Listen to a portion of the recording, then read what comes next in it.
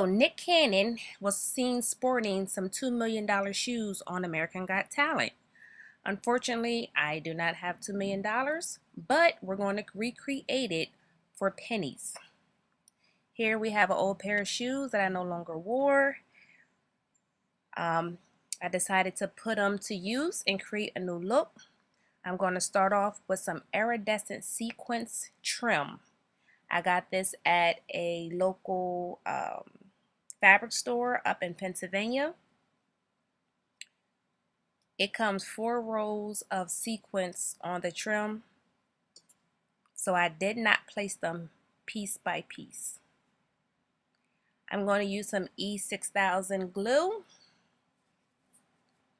I'm going to apply it generously to the shoe just to make sure that it adheres to a lot of the sequences, because on the trim the sequence overlaps. So because it overlaps, I don't want to apply a very thin coat, so I left it thick.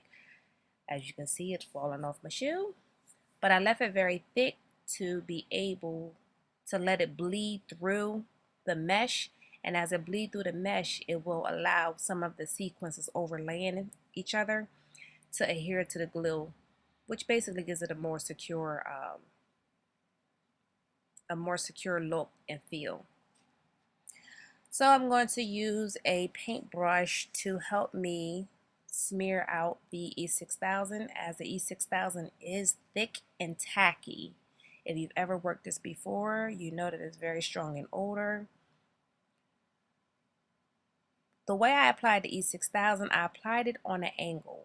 So right where the top of the foot is, I applied it on an angle, almost like as if you was to wear a pair of flip-flops. You know how it angles back into your footbed?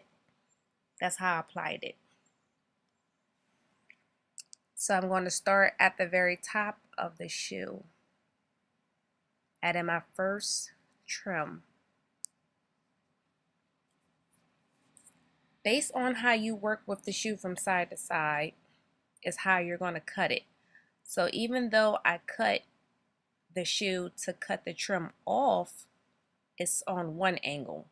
You will see me when I go back to reapply it, I have to re-angle it on a different angle just so that it matches up with the shoe as I lay it.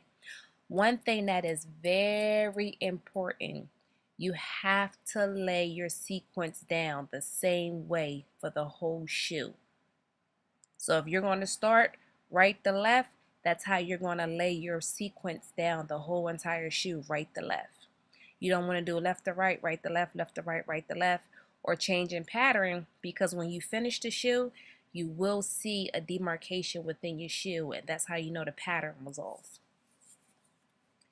So here I'm taking some E6000 and I'm applying it right to the very first row, because as I apply my second strip of trim, it's going to overlap my first trim. So because it's going to overlap my first trim, I'm making sure that the 2 rows that's going to touch, I'm making sure that the second trim of the first row, let me rephrase that.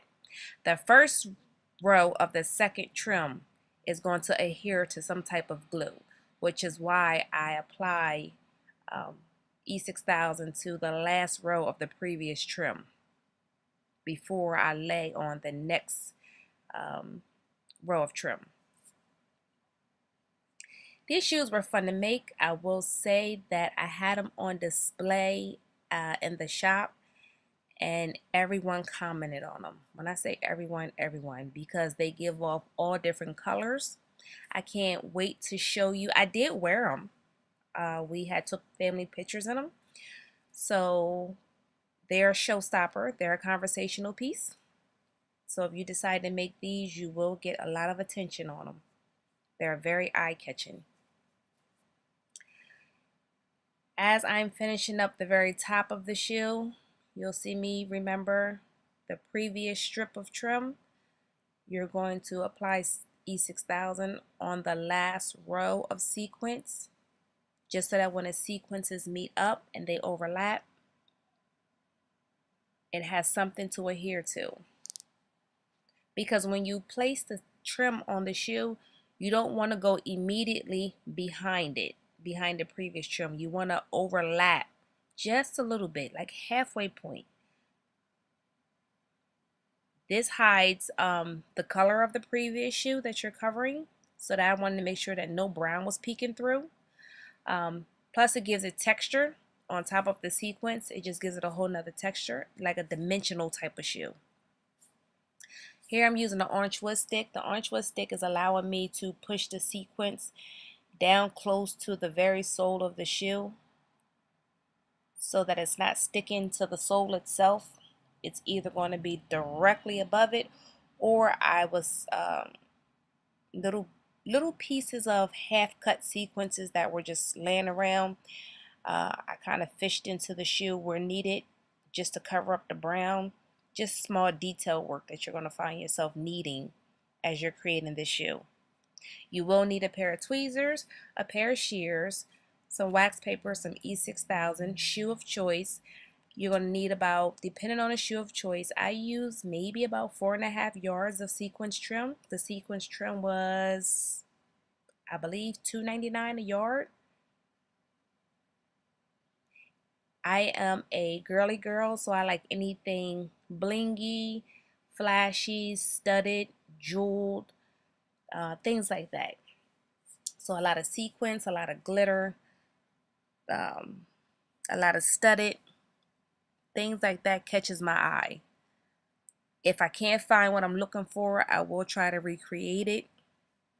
So I couldn't find a pair of sequin shoes that I really liked if they didn't look too dancey, like I was, on stage performing. So I decided to just create exactly what I was looking for. So what happened here, I allowed the first part of the shoe to dry just so that in the handling, I can make sure that I focus on the back part of the shoe, the heel part, the sides and the heel. Same thing, I applied the E6000 generously around the remaining shoe.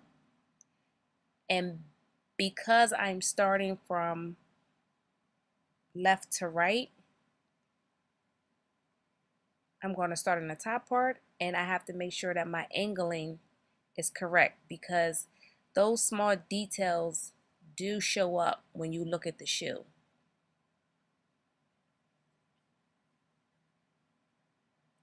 If you've never worked with E6000, it is very sticky, and what you don't want is for it to be on, you'll see me constantly rubbing my fingers together, because you don't want the E6000 on your fingers and as you're touching the sequence, because it's going to leave little fingerprint marks on your shoe. And it's just a pet peeve of mine, detail, detail, detail. So I don't want to be able to look at my shoe and see my fingerprint all over it. So I'm constantly rubbing off the excess E6000 just so that I can work with the shoe and the sequence. Remember, you're going to work from top to bottom. Same thing. You're going to apply from the previous last row of the sequence so that when the first row of the next strip of sequence meet up, it has something to bond and adhere to.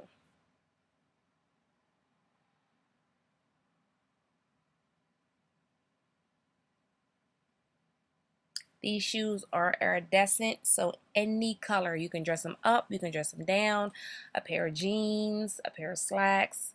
When I wore them with a pair of shorts at the time with an all-white shirt, but I also made some earrings to match the shoes. I'll upload that video at a later date.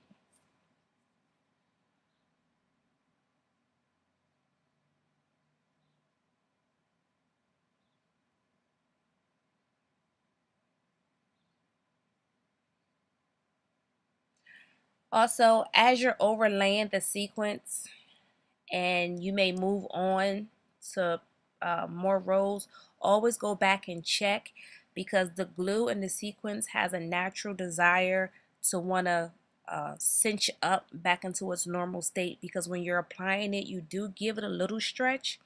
So it has a tendency to want to cinch back up. So you're constantly going back and making sure that the repositioning, making sure that it's bonding, making sure that it stays overlapped. making sure that it doesn't lift. So when you're creating these shoes, you are constantly touching all over these shoes, applying pressure, just until they start bonding. Once they start bonding, you allow them to dry for about 48 hours. When you wear them, some sequins will be disturbed, but they're not disturbed to the point that when you get finished wearing them for the day and you reach down, you can't straighten them back out, because some of the sequences from the folding print of me naturally walking was disturbed. At the end of the night when I took them off, I just repositioned them with my finger and they look good as new. Remember, you're going to use the orange wood stick to either lay extra single sequence to cover up the spots that, the gaps and holes that need to be covered, or you're going to use a sequence to help the trim kind of fall down into the fold of the shoe where the sole meets, just to create a more clean look. You don't want the sequence laying directly over top of the sole.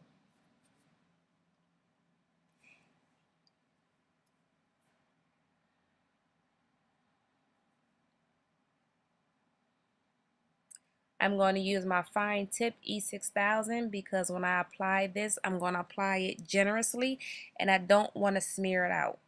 Start in the back of your heel because that's where your hem is going to meet, your two joints. Because you're going to leave it thick and because you're going to be working around the whole shoe and it's not going to take but a matter of minutes, you want to use a blow dryer to aid in the drying so that it bonds as you work. I have some bling trim, which is some rhinestone trim. I also got this at the fabric store up in Philly. It's beautiful trim. I mean, it's really blinged out. The rhinestones and the trim are very close together. I'm going to work completely all the way around my shoe, being generous in a straight line, following the sole right where the sole and the shoe meets. And I'm going to apply the trim all the way around until it meets again to the heel of where I started.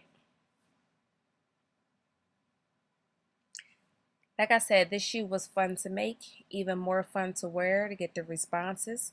On a bright sunny day, oh my goodness, you talking about blinging, your shoes are giving off some serious colors. You have to have the confidence to be able to wear this shoe. Don't let this shoe wear you. You got to be ready for the overwhelming responses when you wear it.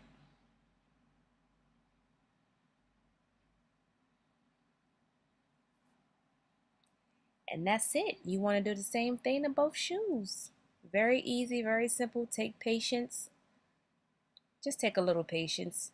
Make sure you go in the same direction with the sequence. Do not switch the direction up. So if you start right to left, left to right, make sure you follow that direction the whole entire time.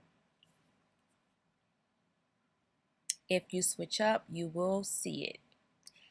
Aren't they pretty? I'm in love. Like, I've been looking for a blinged out pair of shoes, but these shoes cost me not even $50. $25 for the shoes alone, and then the trim was about $10, and then the sequence was about $15. And there you have it.